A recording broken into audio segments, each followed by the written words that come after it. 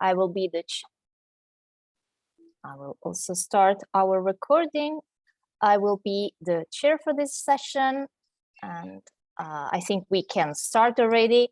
And it is my great pleasure to welcome our last keynote speaker, Teemu Ruskola, who graduated from Yale School of Law, and he is currently Jonas Robicher Professor of Law at Emory University, but is transitioning to University of Pennsylvania. He is an expert in Chinese law, comparative law, international law. He's been teaching courses on business association, Chinese law, contracts, and comparative law. About his publications, I will, of course, cite his book that matches perfectly also the topic of and the concept of our workshop, that is Legal Orientalism, China, the United States, and Modern Law, published by Harvard University Press in 2013. But he has plenty of other very interesting publications that I encourage you to browse. And without further delay, I would like to welcome Professor Ruskola to start his presentation. And we will have time at the end for some questions, of course. So please, Professor Ruskola, the floor is yours. You're still muted. No worries. No, the third year into COVID, you think I would know this. Anyway. We all do, don't worry. I know, you know, by the time the next pandemic comes around, I'll be good at it. So thanks so much for this introduction, and to everybody. And especially obviously Lisa and Federico for organizing this. It's a great way to meet a lot of people I've actually admired for a long time. And it's also obviously a way to get to meet some new people that I'm excited to, new people in the field. Let me start by saying I don't have a PowerPoint presentation. I don't have power, but I hopefully do have a point at least, but I'm very old school that way. I'll try to make my presentation as clear as possible. And I apologize for having had to miss chunks of the conference. I'm in New York, so the time difference is a little tricky, but I'm super excited to be here, wherever here is, virtually. So yes, my title is very broad. It's China in Political Space and Time, which covers pretty much all under heaven, one might say. That's partly because I wasn't exactly sure what I was going to say. So let me clarify my topic. So I am indeed trained as a legal scholar. So today I'm going to be focusing on China specifically in legal space and time, in particular from the perspective of international law or the law of nations, if we go back historically a little further. So I would say almost all of my work is in some way about the legal constitution of modernity. How is it that law becomes a fundamental aspect of the political ontology of the modern world? How does it become a universal, seemingly standard, for constituting political subjects at various levels from the individual to the state? So I'm interested in law as a discourse of self-making, state-making, and indeed world-making. At the same time, I'm very interested specifically in how China fits into legal modernity or not. So as for the title of the conference, Beyond Orientalism, I am indeed a comparativist. I spend a lot of time thinking about method and the categories in which we talk about the Chinese past and present. One way to avoid the kind of static East-West binaries that haunt us is what I would call an anti-foundationalist method of comparison. The easy way to compare is you take some concept at home, look for its equivalent elsewhere. You start with A and analyze how concept B in China is similar and or different. The Orientalist critique is, of course, that you're basically setting up the first term as the standard against which to judge the second one. So the comparison tends to be normative, whether implicitly or explicitly. China either has or lacks something that you find in the West. One way to unsettle this kind of comparison is actually to reverse it. Are there analogies for Chinese concepts in the West? So rather than taking either A or B as a given in one tradition, then looking for its counterparts in another, I'm interested in also considering how the objects of analysis come to be constituted as distinct and oppositional as categories in the first place. So it's kind of relational approach, and when done successfully, and it's not easy to do, I think it's a kind of balancing act that consists entirely of moving parts. But with that, let me move on to my actual topic. So for my talk today, I will be drawing from my larger book project entitled right now, China, for example, China and the Making of Modern International Law. And that project started out for me with a question, simple question.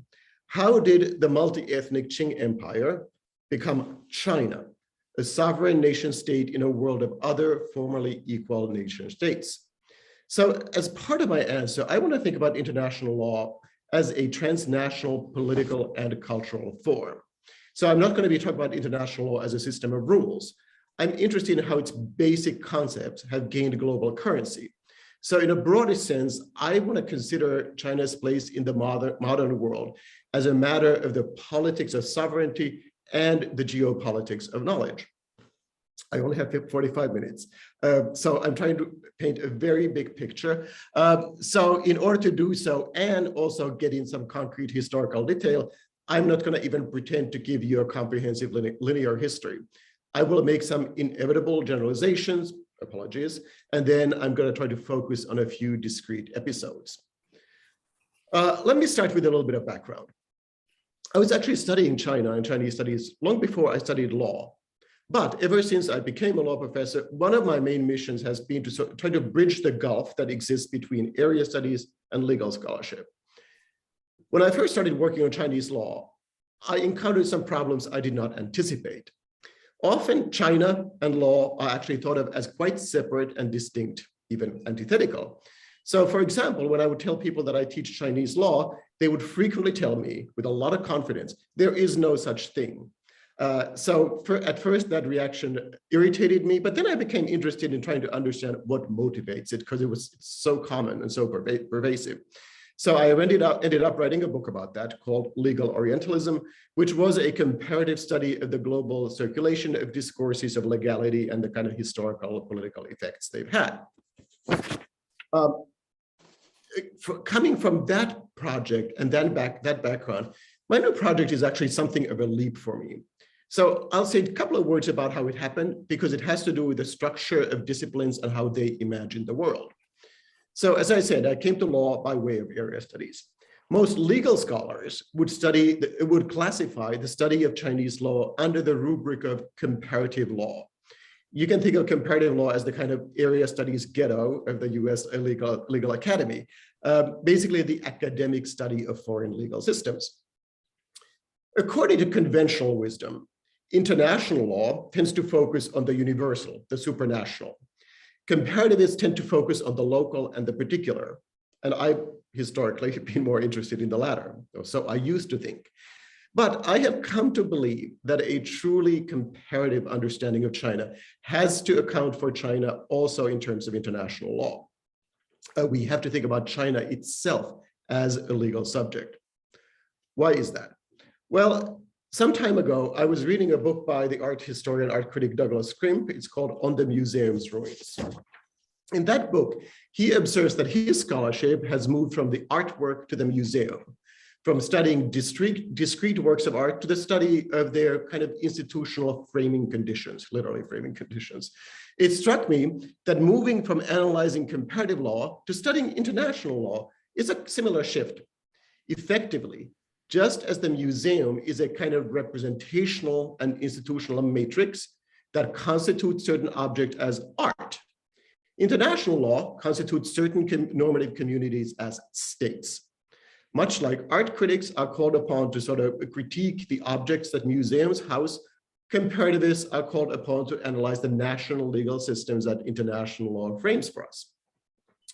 Well, that analogy, I think, suggests that the conventional opposition between the study of universal international law and an analysis of particular national legal systems is not really tenable.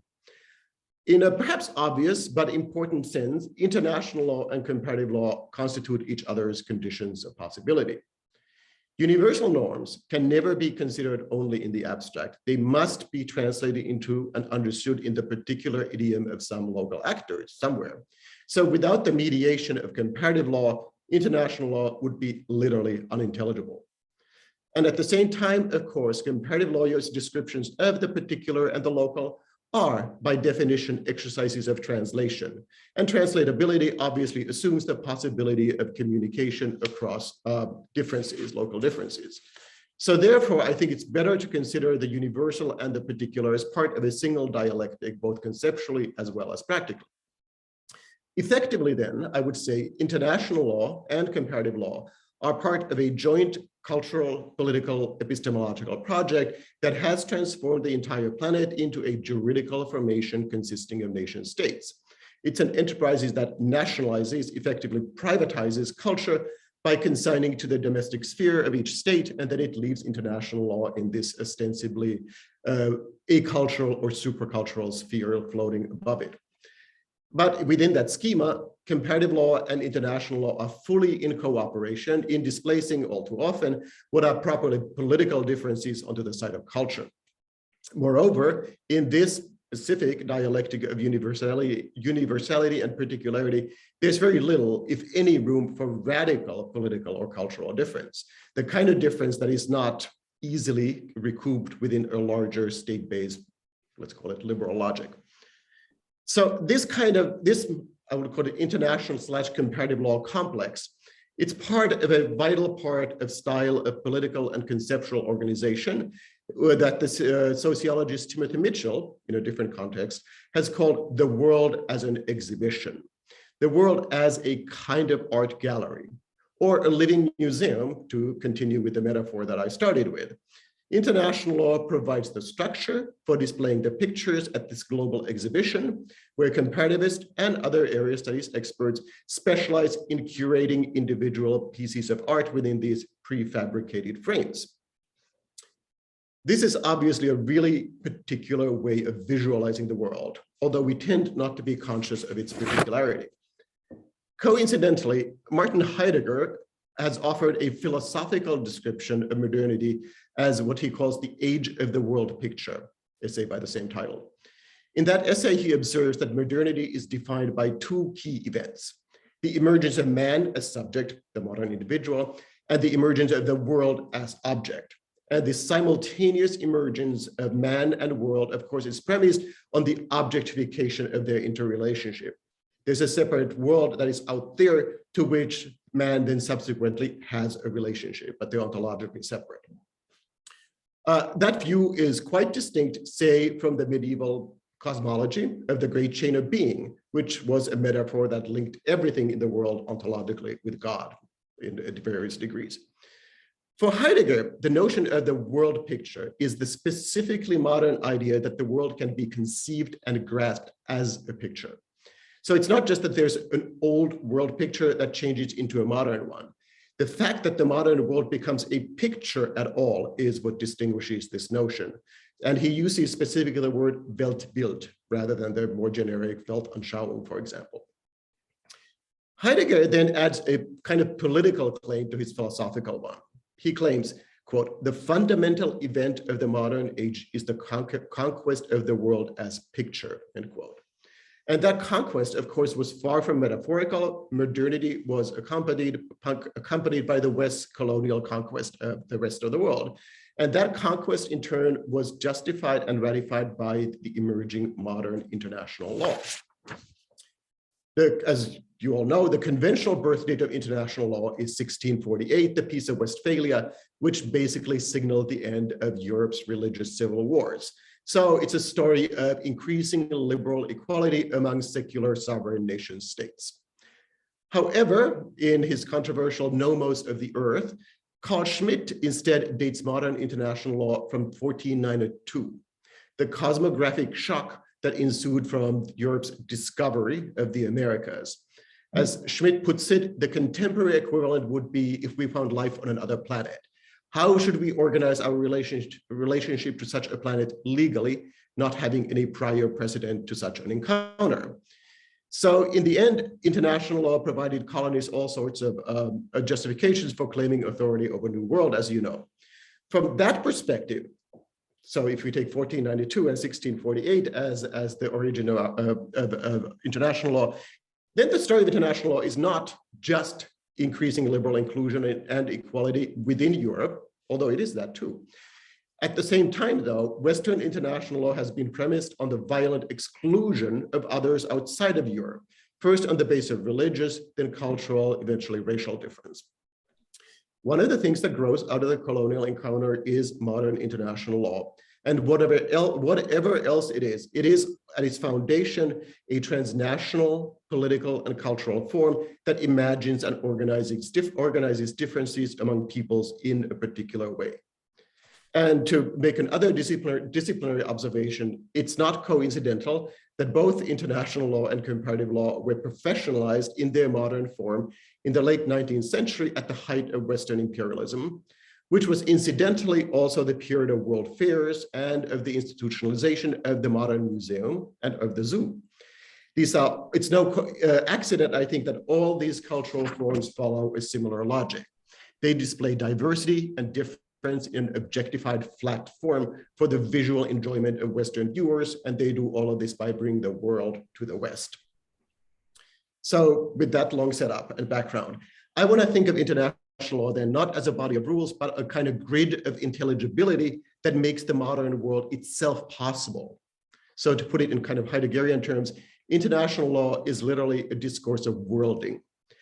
The modern system of sovereign nation states evidently both depends upon and provides the ground for kind of objective cartographic representations of the world. In contrast, say, think of like medieval cosmographic maps, which represented not just the visible here and now space, but also different kinds of incommensurable realms. So now let me move from there and start mapping China's place in law's world. And I'll start with one methodological point that I hope will help us. In order to avoid this conventional, in my view, questionable division of labor between international law versus comparative law, I'm going to take an approach that I would call comparative international law. Rather than assuming a single universal international law, by default, the Western tradition, I want to consider a plurality of normative interstate orders and study them in relation to each other. That's a little bit maybe like the Chinese school of IR that Sebastian Hompa talked about yesterday, although it's a little different too, I hope. So how does China appear from the perspective of comparative international law? I'll start with a very stylized sketch and then I'll try to complicate it a little bit. In mainstream, as you all know, in mainstream US European historiography, the 19th century encounter between China and the West is typically depicted as a kind of tragic cultural misunderstanding. According to the conventional Sino-centric view, of course, East Asian diplomacy was structured in a ritual hierarchy that centered around China. The lesser states would be paying symbolic material tribute to the Middle Kingdom, but in principle, there was one true sovereign, the Son of Heaven. Of course, he knew there were lesser sovereigns around him, kings of Korea and Vietnam, for example, but he would refer to them patronizingly as his younger brothers or his cousins.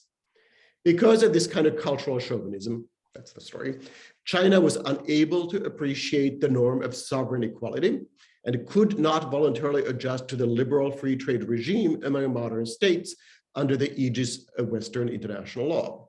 And of course, there is indeed a whole cottage industry of these studies of so-called Chinese world order based on this notion, first articulated by John King Fairbank, and also known as the tributary system, also discussed yesterday. The iconic example of this so-called Chinese world order is the famous, endlessly circulated story of the 1793 mission of the British ambassador, Lord Macartney. It's notable that that mission was driven first and foremost by a question of legal form, putting the trade between the two countries on a proper legal basis, a bilateral trade treaty and opening more ports for trade. As you all know, Lord Macarthur refused to kowtow before the emperor because he said he couldn't show greater deference to an Oriental monarch than to George III, before whom he would at most kneel. So this was a big scandal of sovereign equality.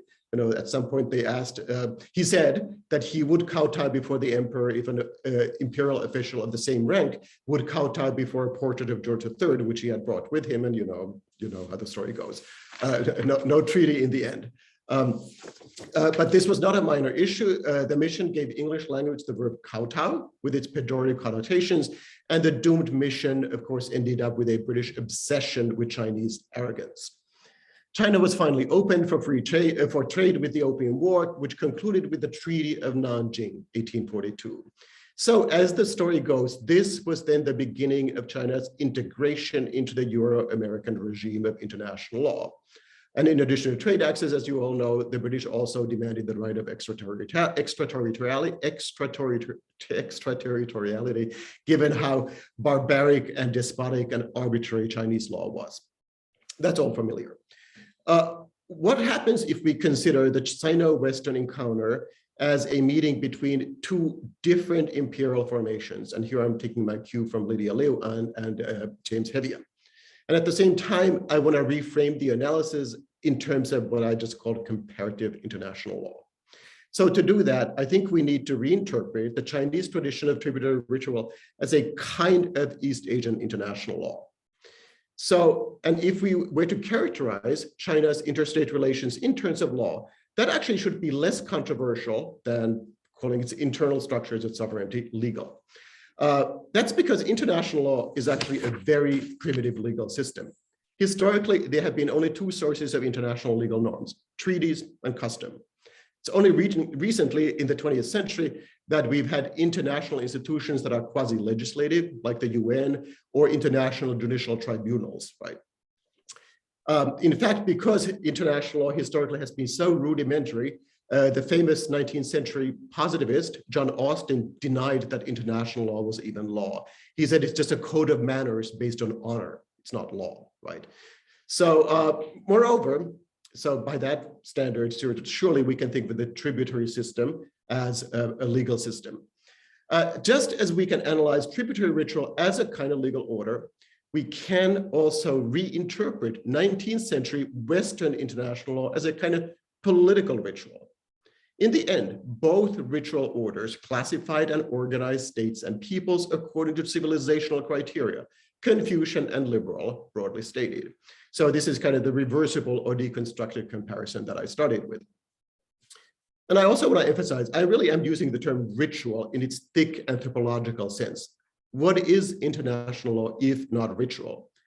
Think of Europe after the Congress of Vienna, filled with ambassadors in their fancy costumes, running around from one court to another, presenting letters of accreditation at audiences, arguing endlessly over matters of diplomatic precedence, and at the Congress of Vienna, waltzing from one ball to another.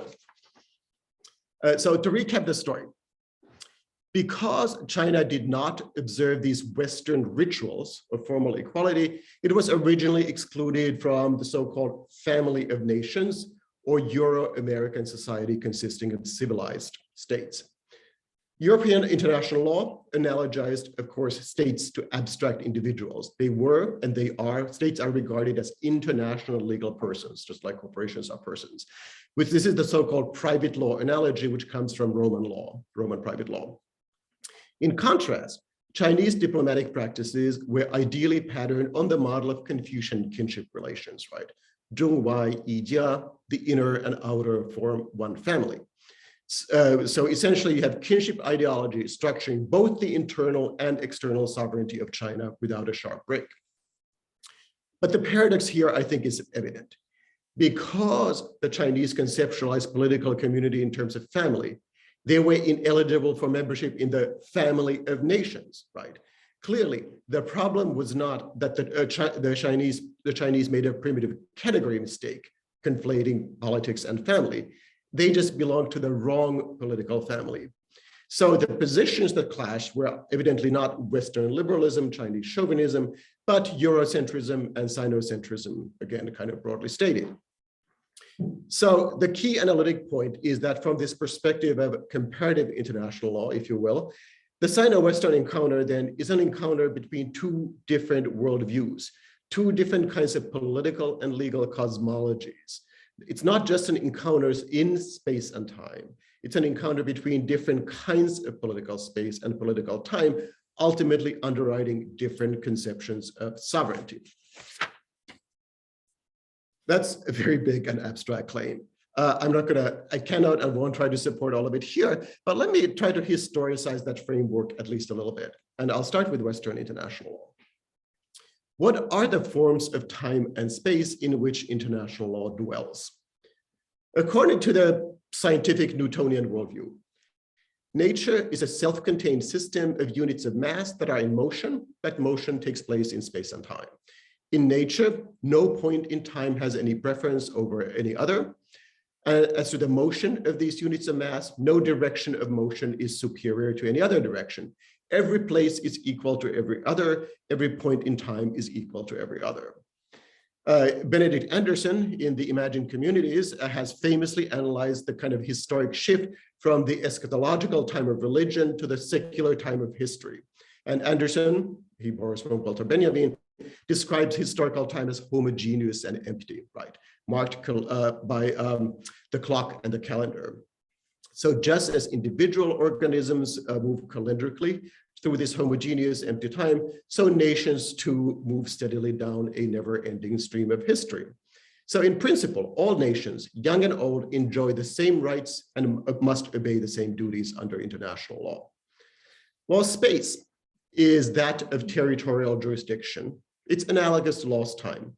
It too is abstract, empty, and homogeneous, which is to say, within its territory, a state claims exclusive jurisdiction. Hence the system of scandal of extraterritoriality.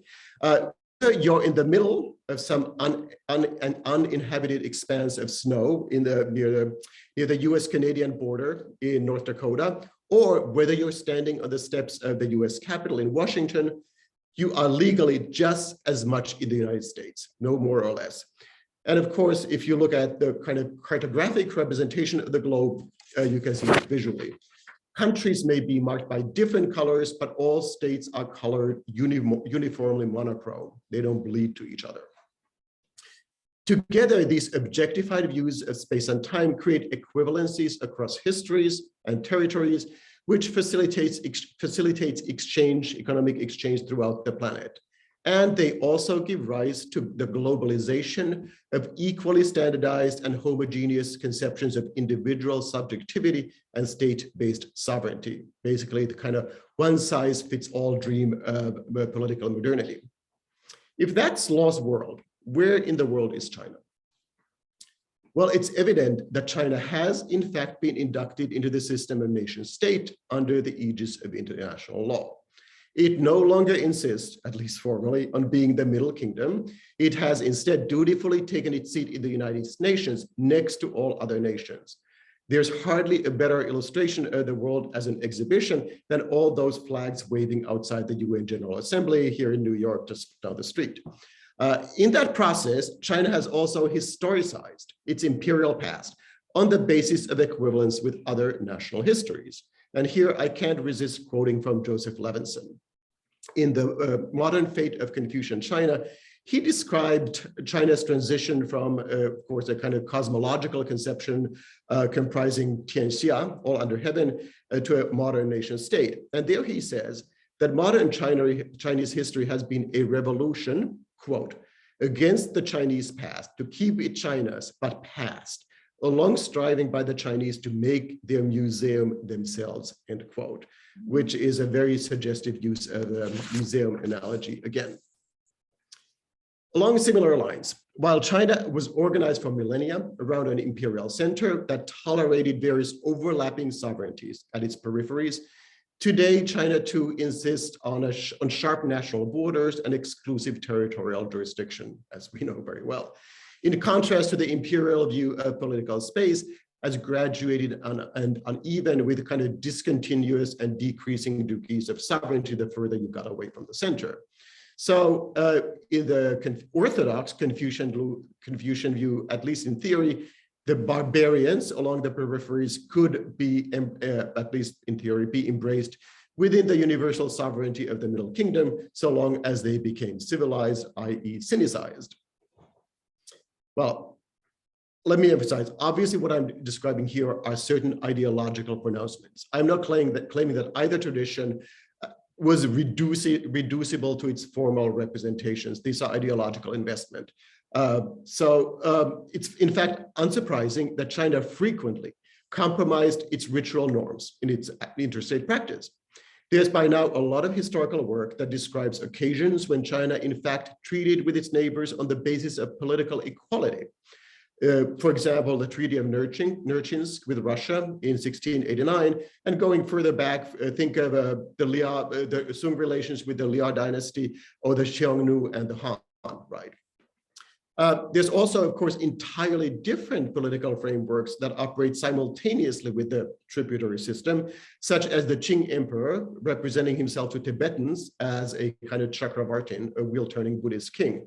And basically, all of the New Qing history talks about various multi-ethnic ruling strategies that the Manchu emperors had, right? Ranging from Confucianism to shamanism, and it allowed many different forms of sovereignty to be encompassed within the empire. It included khans, princes, kings, chieftains, lamas of all kinds. Equally importantly, and ironically, Sinocentrism could and did travel. Ultimately, it was premised on the notion of civilizational supremacy rather than simple geography. Therefore, Middle Kingdom was arguably wherever Chinese civilization flourished in its most perfect form. So copying China, many of the states that paid tribute to it also demanded tribute from their own neighbors. So after the fall of the Ming, for example, Korea insisted that Korea was the true repository of civilization when China was being overrun by the Manchus. Similarly, Vietnam also at various times insisted that it was the true heir to Chinese civilization at various points. We can also apply similar qualifications to Western international law.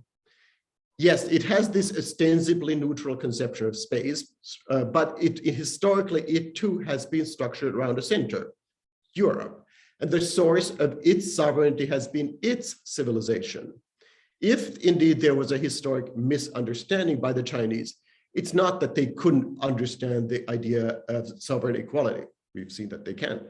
They simply thought that equality was not the appropriate framework for their relations with the West. Their real problem was their refusal to recognize that it was Europe, not China, that was the true center of civilization and therefore the true source of sovereignty as well, at least in Europe's view. It's also notable that in many respects, Western international law also constituted a kind of family law, and not just in a metaphorical sense. To the extent that European crowns could be acquired through marriage, as well as inheritance among dynastic families, interstate relations were often literally a question of family law. Similarly, law's conception of time has hardly been empty and homogeneous. Its time has been one of progress. Not every point in legal time is as good as any other. Today is better than yesterday. Insofar as some people still live in yesterday, they obviously cannot enjoy or could not enjoy equality with Europe. China, most notably, came to be seen as the epitome of Asiatic stagnation, which is to say, as soon as we step back from the idealized universal view of international law to the actual historical one, it turns out that universality may be prescribed universally, but it isn't universally shared, right? China in particular turns out to be quite particular. Here it comes to be viewed not as a political subject in its own right, but as a political object. And I'm going to, just to illustrate that point very quickly, and I'm just scramble by periodization once more, let me turn to this, very briefly to the controversial book by Gavin Menzies, 1421, the year the Chinese discovered America. I know that's a controversial book. It's not serious academic discourse, but it's I think useful to refer to it to make a conceptual rather than just historical point. So as you all probably know, in that book, Menzies, who's this Australian, sea captain, provides a lot of evidence that the famous Ming Admiral Zheng He discovered America in 1421, long before Columbus. There's also a lot of evidence in the book about Chinese discovering Australia and New Zealand centuries before Captain Cook. It turns out, he states, that European explorers had maps of many of these places they had not yet discovered. So Menzies argues they relied on Chinese geographic knowledge, which had been transmitted to the West. And he provides also a lot of physical evidence of visits by the Chinese at early times in various places. Menzies says he was surprised to discover that many others, including serious scholars, had made similar claims about China before, only to be completely ignored. And that part is true. So he asks, quote, I began to wonder why American and European historians had managed to persuade the world so long that Columbus had discovered America and Cook Australia, end quote. Well, let me rephrase that question. What would it mean legally for China to have discovered America? Discovery as a source of title to unknown lands is indeed a legal term, with origins going back to Roman property law. From the perspective of international law, Menzies' question is fatally misconstrued. Even worse, it's nonsensical.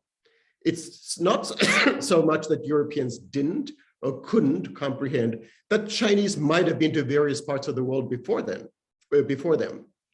That surely was possible, and I can't really evaluate Menzies' claim. I'm willing to at least entertain it as a respectable hypothesis. The point really is that in the grammar of international law, the proposition that China discovered America is syntactically impossible. Legally, China can only be an object, not a subject, because the ability to discover the world is a legal and epistemological privilege that belongs to the sovereignty of Europe. Therefore, you can have a New England, but not a new China, right? A Chinatown, maybe, which is a cultural entity, not a political one. And that's indeed why 1492 is a historically significant date for international law. Beyond recognizing the anachronism in Menzies and his desire to give, he wants to give China the power to discover new worlds. It's not just anachronistic. We should also note that it doesn't really change the terms of historical debate. Even if we were to substitute China for Europe as the discoverer of the world, that's just a shift from a Eurocentric framework to a Sinocentric one, which is kind of like the shift of the Chinese IR scholars that they're perhaps doing these days. Even that Sinocentric version still posits the entire rest of the planet as mere objective presence, waiting to be summoned into existence by a superior civilization, in this case, a Chinese one. But let's talk, I want to talk briefly before I finish. How then has China turned from object to subject as it has? It's vital to recognize that Europe's encounter with China took place in a global context. So politically as well as legally, the Chinese have always evaluated in comparative terms as part of a larger global taxonomy. So to render a very complex transformation schematically, at first, the Chinese were regarded as not unlike Europeans. They were idealized even as superior. Think of the Jesuits, some Enlightenment views of China. But over time, of course, their empire came to be viewed lower on the civilizational scale, more analogous to the Incas, for example. By the time of the Boxer Rebellion in 1899, it was possible for the Kaiser to liken the Qing Empire in radically racialized terms to what he called a Negro state of secondary importance, right? Wie eine Negerstaat zweite Güte, pretty astounding. So I can't cover all of that history, and it's hardly a linear history. But what are some of the concrete ways in which the pedagogical project of international law has proceeded? Just how did the cosmologically unique Middle Kingdom become an international legal person with the proper name China? So I'll offer a couple of hopefully suggestive examples, and then I'll wrap up. Consider again the infamous Macarthur Mission, 1793, as one point in the slow process of teaching China where it fits in the European world picture. As is well known, Macarthur brought with him a lot of gifts, of which he was exceedingly proud. He had two goals. He hoped to impress and intimidate the emperor, and also to introduce English commercial goods to the Chinese market. But I think the symbolic dimensions of the gifts are equally striking. First of all, Sir George Staunton, who was the secretary of the mission, self-consciously chose a gown for his presentation with the emperor. He chose a gown with the insignia for his law degree from Oxford, marking himself as a representative of law. A private place among Lord Macartney's gifts for the emperor was occupied by a model warship. Really tacky, obviously designed to intimidate. It had the less than subtle name Sovereignty, suggesting that warships had a special legal status in interstate relations. Equally significantly, he brought the emperor several globes, material representations of the Western scientific worldview in which China was not in the center in any sense. Indeed, his gifts included an entire planetarium made in Germany, designated by the manufacturer a Weltmaschine, a world machine. Finally, he also gave the emperor a number of very elaborate timepieces, clocks that measured the passage of homogeneous empty time according to standardized Western units. Evidently, these presents reflected strikingly literally certain fundamental assumptions about the nature of space, time, and sovereignty. Another quite striking illustration. In 1864, W.A.P. Martin, who was an American Protestant missionary, directed the first translation of a complete international law treatise into Chinese. And Martin styled himself as God's ambassador to China. He set out to translate the sixth edition of Elements of International Law by Henry Wheaton, the famous US legal scholar. Lydia Liu has written a lot about this, you may know. That was a classic text from the US. That title was rendered into Chinese as Wanguo Gongfa, the public law of the 10,000 nations, right? Significantly though, Martin made two critical additions that did not exist in the original. First, he wrote an introduction summarizing the history of the law of nations, European political history more generally, thereby situating international law squarely in the historical time of Europe. Second, on the first page of the volume, he inserted a pictorial representation of the two hemispheres laid next to each other, conveying visually that this was the worldview, literally the world picture that supported the project of international law. So let me pause here. If that's law's world, if international law is in fact a key element of the political ontology of the modern world, in that it frames for us certain standardized conceptions of space-time sovereignty, does this mean that Sino-Western encounter is necessarily doomed, given their kind of inherent incommensurability? Well, if you indulge me for 5 more minutes, I'd like to go back in time once more to the arrival of the first Jesuits in China in the 16th and 17th centuries, which was in many ways the first meaningful cultural encounter between China and Europe. Also occurred at a point of transition in Western political ontology before the modern separation of religious versus secular notions of sovereignty. So in the waning days of the medieval worldview, and here I'm just generalizing, the Pope still claimed jurisdiction over heathens all over the world. And of course, in the religious worldview, God had universal jurisdiction over the world. It's not just he discovered the world, he created it, right?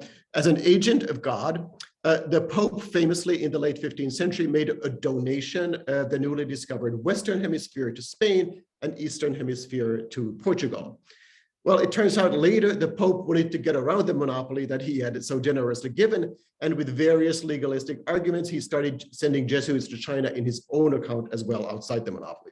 Anyway, as the Jesuits arrived in China with the divine law of the 10 Commandments, they actually encountered China as a genuine ontological problem, not merely as something to be classified in an exhibit or a museum catalog. In terms of their understanding of space, Jesuits were fairly confident of China's physical location. Very proud of the brand new maps that he carried with him, the famous Italian Jesuit Matteo Ricci presented the Chinese with a splendid mappamondo, right? The convention of that genre was still to place Jerusalem at the center, but Ricci made the critical concession of placing the Middle Kingdom where it belonged, which was in the middle. But the real problem for them was where to locate the Chinese in time. The concept of world history did not exist. Key question was to figure out where Chinese belonged in the biblical chronology. Well, it turned out that the year from which the Chinese dated their origins corresponded to year 2357 BC, which was a problem. The dominant Vulgate version of the Bible dated creation of the world at 4004 BC, the flood at 2349. By that accounting, the Chinese civilization would have originated 8 years before the flood, which was obviously impossible. It would have been wiped out by the flood. What to do? There was a huge controversy, long and short of it. At the end of it, the Jesuits got permission to use a different version of the Bible instead. They were choosing between the Greek and Hebrew versions, right? So the other version dated the flood at 2957 BC, some 600 years earlier than the Vulgate, which meant that the Chinese civilization was post-Diluvian and therefore possible. And notably, chronological adjustments were made in Europe as well to take account of China's place in the creation.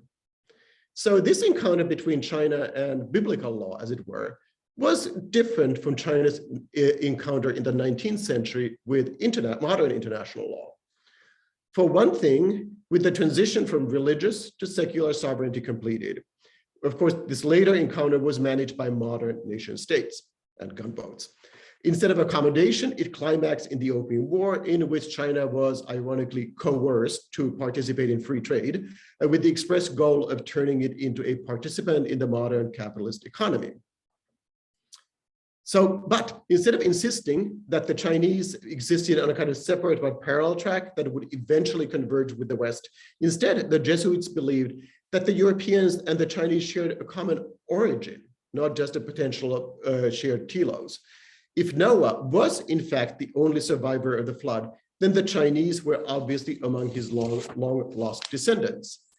Indeed, in the biblical view, the separation of humanity into separate groups speaking mutually unintelligible languages was a form of a divine punishment, not a political fact to be codified normatively. That diversity was literally God's retribution for the construction of Tower of Babel. In fact, as Jesuits transmitted more information to Europe about the Chinese language, it also threw into disarray the traditional divisions among European languages. It incited the great 17th century search for what was believed to be a long-lost universal language, once shared by all of humanity, which of course reflected in general this belief in universally shared logical, theological, linguistic structures, right? Many, including Leibniz, perhaps most famously, believed that the Chinese might have been a key to that language, which resulted in the famous controversy over the so-called clavis sinica, the Chinese key. Well, no such universal language has been found, alas. We're stuck with Orientalism. But it is important to keep in mind that the search was motivated by a century and a half of incessant warfare between Catholics and Protestants. From that perspective, international law, insofar as it emerged from the ashes in Westphalia 1648, international law can be viewed as an attempt to find a kind of universal political language to overcome religious differences. The problem, of course, as I've emphasized, is that what is universal in Europe isn't necessarily universally universal. On the contrary, much of Enlightenment modernity was built on the very foundation of colonial exclusion, and the history of that inclusion gives us a much darker genealogy of international law generally. So that's a very brief and kind of episodic tour of China's place in political space and time, specifically the space and time of law, along with some thoughts about how we might move or try to move beyond Orientalism. So let me pause here. Thank you. Thank you so much. That was absolutely fantastic. And I hope we can have some discussion. I see some applauses, and it was absolutely amazing. Thank you so much. And we have time for comments and questions, follow-ups. Let me see.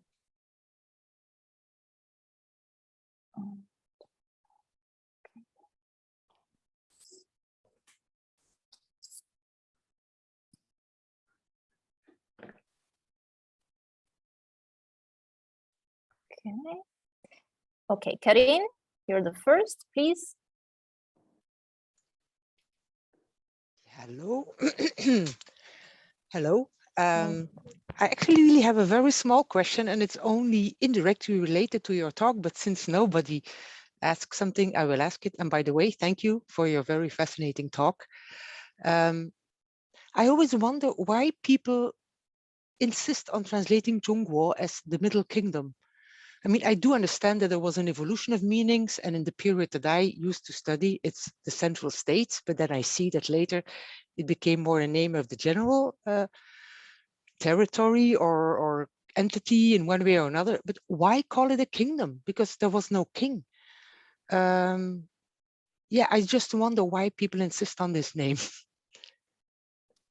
I think that's a very good question. I wondered the same thing, and I don't think we're the only ones, really. I think it has a lot to do with the arrival, the Jesuits, and the time in which they arrive. Actually, Marco Polo too. So in the early encounter, of course, you know, people, Europeans, they're kind of haven't really emerged from the feudal categories. So they use feudal political categories to describe Chinese institutions, right? So I think a lot of it is that legacy, and I'm interested in exploring it further. There are some people, other people who may have more thoughts about it, Peter Zarrow, for example, and maybe others here. But the question again is a very good one of translation. First of all, you know, we could also translate as central states. So well, yes, maybe if you want to insist that, you know, in the Tianxia system or the imperial system or whatever you want to call it, I wouldn't mind if you would give it like a singular term, no longer the central states, but a singular term, no problem with that. But why do even today scholars call it the Middle Kingdom? That's what I wonder. I mean, I don't worry about the Jesuits. I can understand why they did it, but why do people insist on, you know, this name? And I mean, even scholars who have a sort of a narrative as you do, and I think also you did, you just stick to the name. Marks. Oh, okay. Anyway, yes. I was just wondering whether there was any debate on this. I think there may be some, but I mean, I would say it's just this anachronistic romantic term, Middle Kingdom. So just like Silk Road is a romantic term that, you know, may not be the most descriptive, but, you know, it has real kind of cultural / Orientalist appeal. Okay, thank you.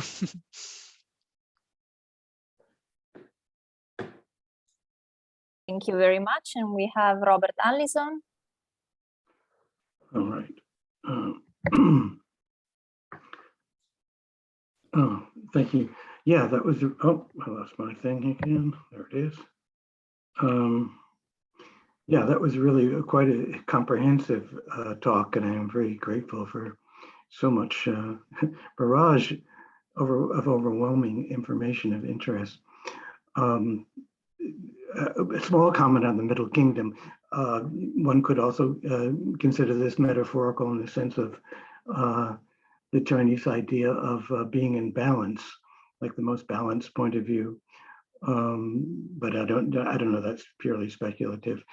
What I was going to ask the professor about was he presented a very interesting thing at the beginning of his talk to me, which was the whole idea of the Orientalism and why not look at it from the other way around. And I wasn't sure whether he was going to pick up on that later on, because I was intrigued by that very insightful idea. But so I'm wondering if he has more to say about that. And finally, he did present the situation with in very complex terms as highly problematic. But I was also looking for a kind of solution of sorts, or a tentative pathway towards a solution, and that I wasn't sure was articulated. So I'm curious if he could expand a bit about that. Yeah, thank you for the question. I mean, I don't think there is a solution to the Orientalist dilemma. That's just kind of the condition of knowledge that we live in. But it's just the question, sort of how to manage it. We can't eliminate it. But what I was like, my idea is that one way of dealing with it or unsettling these, you know, entrenched terms is indeed this kind of reversible comparison, right? not taking, if you compare an A and B, not taking either as given, you know, how they come constituted in relation to one another and what is at stake also in that categorization. So I tried to do that a little bit, at least in my talk. And comparative international law is in a way an attempt to do that. So I first started with setting out terms, certain terms of Western international law, certain conception of Western political space and time. And then I contrasted that with the assumptions, Chinese assumptions, political space and time under tributary ritual. But then and then I reinterpreted or briefly suggested we can and should reinterpret that tributary ritual as a kind of international law. And we actually can do it because international law really is very rudimentary and really based on, at least, you know, at that time, based really more on honor than other real institutions. So we can translate tributary ritual into the idiom of international law. And then I suggested we can conversely take 19th century law of nations and translate that also into the idiom of kind of ritual system, right? Political ritual. And that was my suggestion, looking at the ways in which there are all these rituals of political equality that are performed very vigorously in Europe with a great deal of investment, right? So I'm not saying that necessarily gets you altogether outside the Orientalist dilemma in which we live, but it's at least an attempt to sort of unsettle the terms a little bit. Thank you so much. Then we have Professor Zaro. You can unmute yourself. Okay, thank you. Yes. Thank you for the talk. I've learned a lot from your writings as well. This is another sort of small question, but I'm trying to think broadly about sort of modern Chinese subjecthood and Western notions in particular of sovereignty. Where would you put the Treaty of Nerchinsk, 1689, in such a story? Where would I put located? Yeah, how would you sort of fit it into what might become a broader, even longue durée kind of story? I have been thinking about that a lot, and that is a really good question.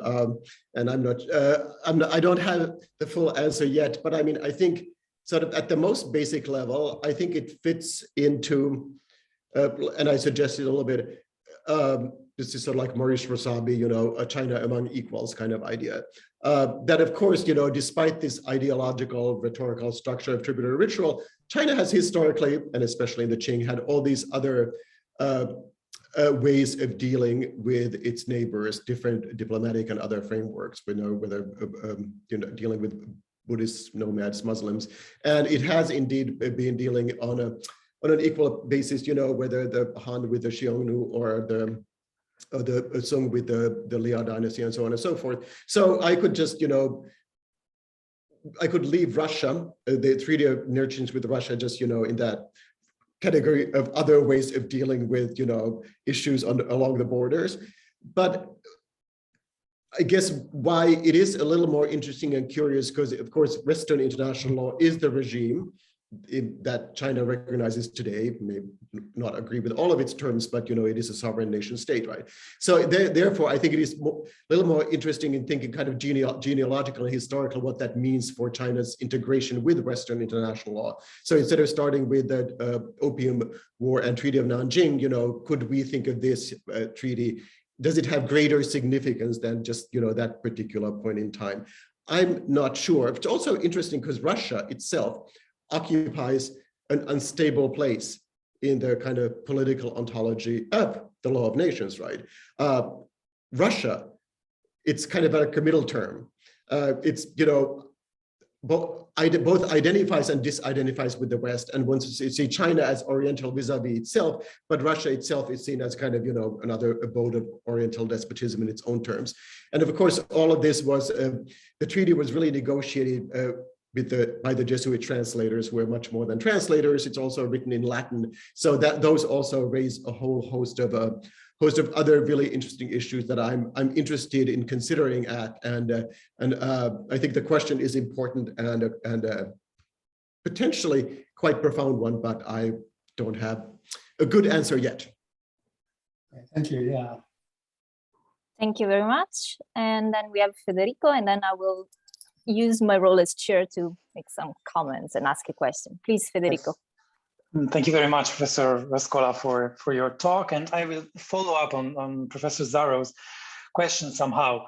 I was wondering whether you would agree that an important, of course, part of this process of being part of the international law system was related to reconceptualizing borders as, of course, fundamental elements that define sovereignty as something that is clearly also that can be reproduced on a map in a fixed and clear way. And so in this sense, when Professor Zaro asked about the Treaty of Nerchinsk, I maybe thought that moment in history was, yes, the demonstration of a certain pragmatism by the Qing rulership in addressing one border, but probably we don't have the perception of an empire that defines its borders in a comprehensive way. Whereas maybe in the course of the 19th century, this urgence of defining the entire perimeter of the empire becomes more urgent. I don't know if you have found this proofs of this transformation in the degree of the importance of borders, not just as micro borders, but as a general idea of giving a perimeter to the imperial sovereignty. Thank you. Thanks. That's a great question and a complicated one. I think one way to think about and a good way to think about the Sino-Russian treaty, Nerchinsk, for example, is it's precisely this expansion of centralized states or entities structured as states globally. We could think of it as a moment in the kind of global enclosure movement, where, you know, Inner Asia, these two empires, Russia from one direction, China from the other, they fill in this space, and then when they come against each other, well, then there's a need to demarcate a border for the first time. So it could just be really just like that would be the political realist analysis of that, you know, it's a pragmatic response to changes and shifts in power. To what extent it's, and at least on the Russian side, I would say there's probably also an increasing investment in borders, kind of also ideological, that there's a need to frame, you know, Russia in modern terms, especially to the extent that Russia wants to position itself as more civilized vis-a-vis China. Not that impulse isn't perhaps quite as strong at that point, but it becomes much stronger in the 18th century, right? So that insistence on a formally demarcated border may be part of sort of Russia's, you know, civilizational project in the East. I don't. And Peter Perdue, I think, has also written about this kind of this moment in Central Asia, where the different empires come in contact with each other. I don't know really if there is a greater sort of Chinese impulse to border demarcation beyond where it's, and they obviously had closely demarcated borders at different places at different times. Think of the Great Wall when needed, but I'm not sure that there was this much of a sense that it's sort of important as a matter, ideological matter, you know, to construct your sovereignty so that it has theoretically well delineated borders. So there may be more there, but I can't really think of anything. To me, this seems more like responses, either just, you know, political vacuums. No, that's being vacuums, political vacuums around China being filled and by states, and the need to clarify those borders. Or that's probably where I would start the analysis. Hilda, you go first. All right. Thanks for Lisa. You feel free to go first if you would like to. No, But please. I wanted to follow up on your summary also of sort of the argument as essentially being a translation between what is seen as a legal system and what's seen as a ritual system. And I think it perhaps for international law, this may work better. This is where I'm not entirely sure. But one of the things that strikes me, and it's sort of in relation of where I started out, this is sort of 17th, 18th century. It strikes me that even political theorists and people who are very familiar sort of with the early theorists of the law of peoples, as we now call, as they then call international law, that they saw in China a highly legalized society. They saw a constitution that was coherent. They saw a legal system. They saw customs in addition to that, but those were on a continuum for them. So I wonder, therefore, whether we could also say that, we now see this necessity to translate between a legal and a ritual system, in part because what law is and what international law is has been consistently changing for European interpreters. And alongside the reinterpretation of things Chinese, particularly sort of governance law and so on, from perhaps I would say the 19th century, there's more of a tendency to say, well, we can't call this law anymore. It doesn't fall within the scope of what we would now consider law, particularly because it's no longer it's associated with international courts, with bodies that are sort of in charge of this. So I wonder if you could comment on that, in part because I think if we would put it more sharply, we could also say that this, if we now translate it this way, that we sort of see ritual in the Chinese case, we see law in and then perhaps more Western system, that it's to some sense, in some sense, also perhaps sort of an Orientalist move, right? It's sort of to sort of create these opposites that kind of make law the prerogative of a European-based system. That's a great comment. I completely agree. It's important to keep in mind that, of course, international law / the law of nations is not a static category, right? And indeed, you're absolutely right, and I think this has a lot to do with it. In the 16th and 17th centuries, empire is still very much around. And that is, so long as empire is a desirable category, China is a stable empire, right? That is provides stability, is wealthy. Also, the age of mercantilism, has a very different ideal, and the idea of the especially agrarian empire. But then when you get post-Westphalia, and 1648 is not a magic moment. International law wasn't born. It takes a long time for that system to be set in place. But by the time you get to the 18th century, and empire, really, the Holy Roman Empire, the idea takes a long time to die.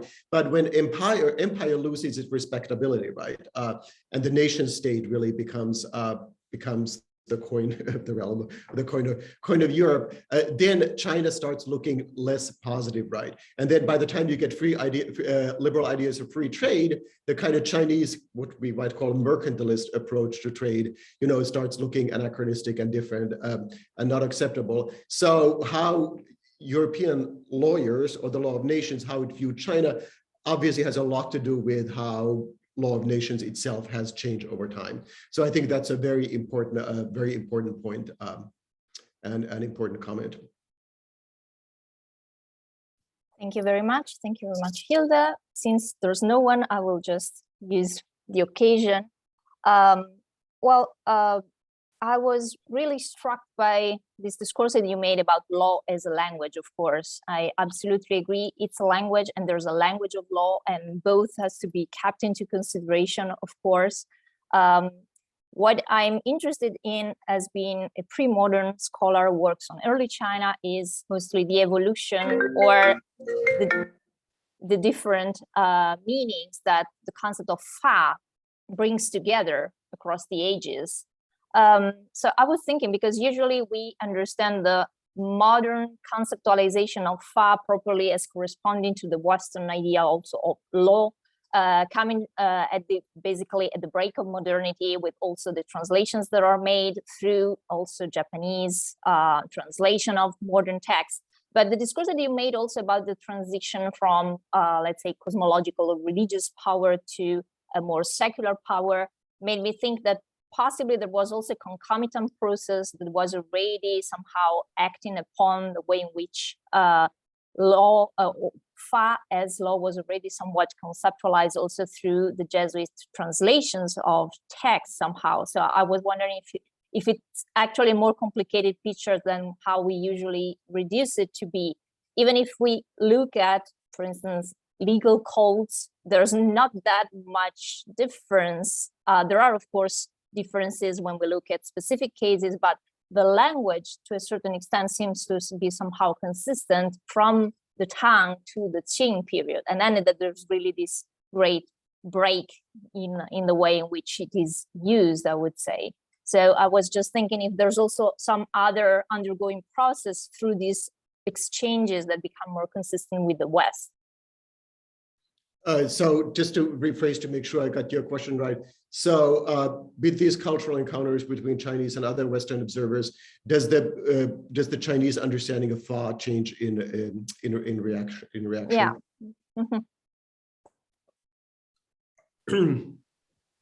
It's a great question. And the answer in the end is yes. Today Yes. in China means something different. So there is a process. The question is sort of where does the process start, and what are key steps? Because Fa today, if you go to people's dialogue with China, people have this very positivist notion of Fa might be different, in terms of enforcement. Yeah. But they think in terms of kind of at least explicit, at least formally in terms of Western kind of positivist legal concepts.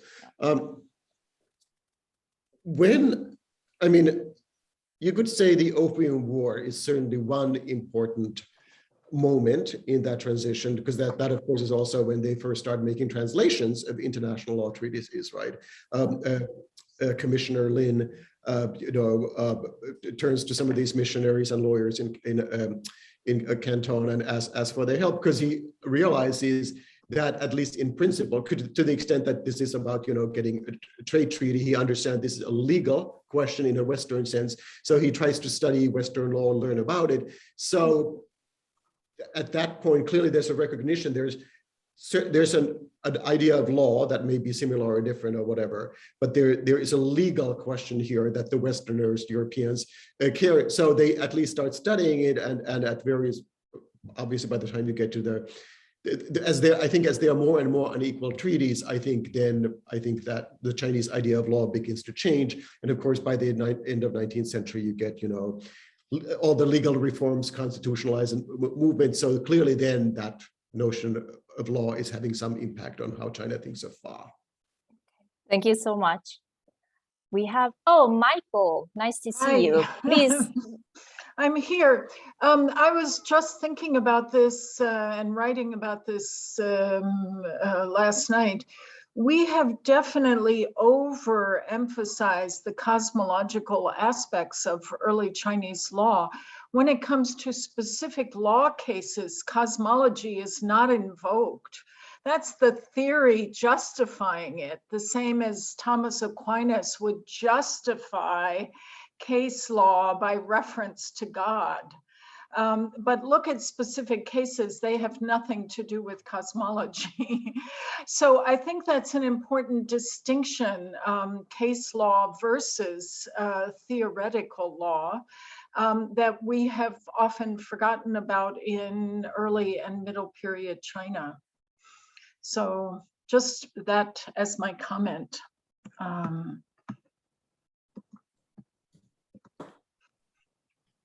Absolutely, I agree with that comment, and I sort of was also trying to be mindful of that even in my presentation, insofar as I sort of set out the kind of idealized normative system of European international law, how it thinks of itself or would like to think of itself, the idealized notion of tributary system, and then the ways in which, on the ground, these things can be negotiated, compromised, bargained, traded, ignored, pretended not to exist. So it's not that the ideology or normative system doesn't matter. I think it matters, but it's not. You really have to look at both, and also in relation to one another, and sometimes they're not necessarily related. So I fully agree with that. Yeah. Thank you so much, Michael. Okay. Are there any other questions or comments? Okay. Then if not, I think we can thank Professor Ruskola for this wonderful talk, for his time. We really appreciated your participation today, and I hope we will have occasions to host you and to work together also in the future. Thank you so much. Thank you. Thanks, everybody. Thank you. And we have a few minutes that we can take as a break, and then we can start with the next panel at 6 sharp. Thank you so much. Thank you so much. Thank you. Thanks. Bye.